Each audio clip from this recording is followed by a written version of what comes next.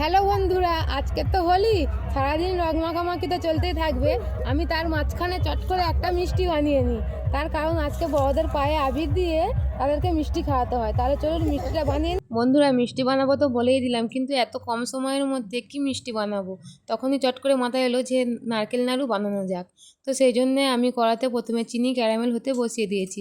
চিনিটা ক্যারামেল হয়ে গেলে তার মধ্যে আগে থেকে কুড়িয়ে রাখা নারকেলগুলো দিয়ে দেবো। নারকেলগুলো হালকা নেড়ে চেড়ে তার মধ্যে তেজপাতা আর এলাচ দিয়ে ভালোভাবে নাড়িয়ে চাড়িয়ে যখন দেখবো কড়ার গায়ে থেকে উঠে আসছে, ঠিক তখনই একটা পাত্রে নামিয়ে নেব। পাত্রে নামিয়ে নিয়ে গরম গরম থাকা অবস্থায় নারকেলগুলোকে নাড়ুর আকারে পাকিয়ে নেব। নিলেই হয়ে গেল আমাদের হোলির স্পেশাল নারকেল নাড়ু। তো আমার মিষ্টি বানানো হয়ে গেছে, এখন সবাইকে মিষ্টি খাইয়ে দেবো।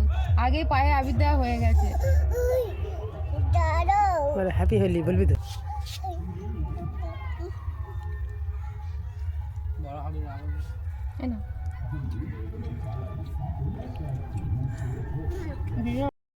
আমাদের তরফ থেকে আপনাদের সবাইকে হ্যাপি হোলি।